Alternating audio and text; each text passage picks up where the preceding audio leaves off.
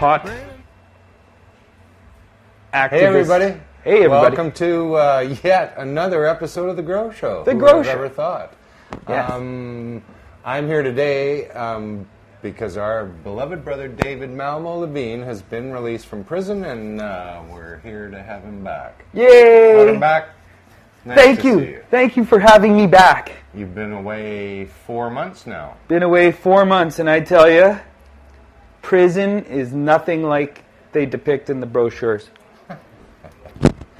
Well, David was put in prison 4 months ago for doing dastardly deeds around drugs. Flower crimes, botanical offenses. That's right. I was a heinous herbal medical autonomy facilitator. They call it possession for the purpose of trafficking, but I'd like to think I was helping people control their own lives in a flower or fungus way. Now, we could also say that, in a way, the deeds that you were convicted of were fairly numerous, perhaps. What, 9 pounds a pot, pound of mushrooms, a half pound of hash, 7 grams of opium, Yeah. botanical DMT extract, anything herbal that was basically, you know. But you'd never been convicted of anything before, of course. No, I had like 2 or 3 trafficking offenses, mischief, committing an indecent act, obstruction of police officers, you know, nothing I wasn't proud of. But, yeah, I had a fairly extensive record. So, my point being, 4 months, thank God, was not a very harsh penalty. It was light compared to all the other growers that were in there for 8 to 16 months. But so we're certainly thankful of that. Yeah, but I mean, it was heavy compared to, you know, what the Jews, homos, and witches are getting these days. In terms of scapegoats, it was rather heavy. I felt like because I had done no harm, because I had a senator write a letter of support saying I shouldn't be thrown in jail, because I had a Harvard medical professor, Dr. Lester Grinspoon, testify for a half day, basically saying that marijuana was not only relatively harmless, it was helpful. It kept healthy people healthy. I thought maybe I could avoid jail altogether, but it was not the case. Well, it seems like it's a small step in that direction, perhaps. I know you weren't thrilled. Of course, the sentence was dealt out to you. Our in-house lawyer, Kirk Tusaw, says it's helpful to reduce other people's sentences. They can point to it and say, look, only 4 months or only 6 months, just like that Malmo-Levine character. And you've no doubt learned your lesson, young man. What? That if you break certain rules, you get thrown into a place. No, I'm good. You get thrown into a place where they make you follow other stupid rules. You know, prison's just another place that needs fixing, like our drug policies need fixing. And they call it a correction center. But what they mean by corrections is getting you used to following arbitrary rules. And I don't really think anyone should be corrected like that. I think if the rules don't make sense, people should have the right to challenge them. And the people who throw you in jail have an obligation to make them make sense. And if they can't make the rules make sense, those laws shouldn't be obeyed, and those people shouldn't be punished. Absolutely. Yeah. It's just completely out of whack. But now you're out. I'm out. We're thrilled to have you here. Yeah. And what do you think is ahead for you? Well, I kind of want to keep it a secret because I feel if I say it out loud, it might not come true. But I got big plans, folks. Big plans.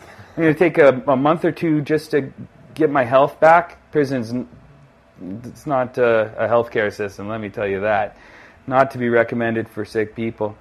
But yeah, I'm just going to kind of recuperate, recover, and then sometime this spring or summer, maybe by 4/20, I'll have some crazy announcements to make regarding my next project.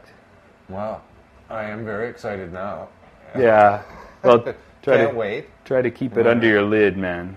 So, activism ideas, Ross Rebagliati while you're... Oh, yeah. Ross Rebagliati is running for Member of Parliament. I think in Stockwell Days riding. Does that Alberta or I don't know the official BC? name of the riding. Anyone?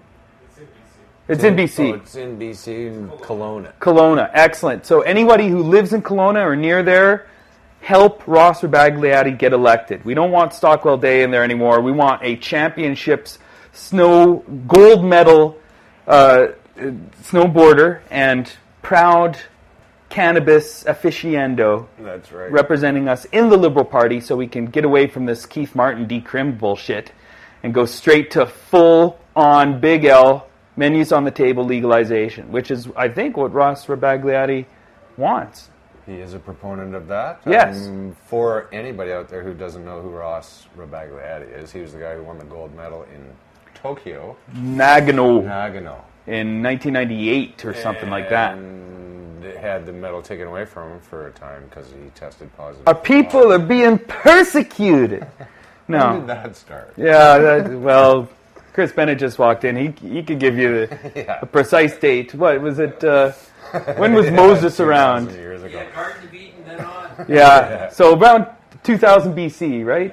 2000 BC, that's when it began. So also, for those of you who haven't come down to our location here at 303 and 307 West Hastings, David has, for some time, had a museum on our second floor, and then we've run into all sorts of city trouble trying to keep the second floor open, and it is not now. But I want to say that David has put stuff on the walls. We have a hallway coming up here to the third floor lounge. He has adorned the walls with some of the most remarkable history of marijuana you could ever see, and I just want to say thanks for that. No worries.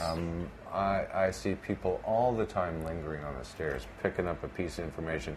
It's the history of marijuana from the ground floor right up to the top floor, and it's unbelievable, folks. You should come down. We're here every day, 7 days a week, and check that out at very least. But when you get to the top, you can smoke pot in the vapor lounge. That's right. And if you want to take a little bit of that history home, there's about 100 more new color panels on sale downstairs. And we're eventually going to open up that museum, either on the second floor or somewhere, come hell or high water, and then you will see all our cultural heritage, old medicine bottles with cannabis and opium and coca and aphrodisiacs and other old herbal medicine bottles, and then all sorts of photographs and paintings and pages from old herbals from the 1500s. We got it all at the Herb Museum, which will be open sooner or later. Yes. Well, I'm glad you're here, David. Just wanted to have you folks see David back well and healthy and happy and tuned in and hungry and relaxed and irie and back to normal because and, ready to go again. Please visit freemark.ca. Mark still needs your help. There's many ways that you can lend a hand here. We got to keep him in Canada, keep him out of jail, and we got to legalize marijuana, folks. So get on board. Get on to whyprohibition.ca. Check out all the things that you can be doing right now to help us. And we'll be back. See you soon. Thanks for tuning in. Peace. Puff tough, and keep your heads held high there. If you were helped by your Uncle Jack off your elephant, would you help your Uncle Jack off his elephant?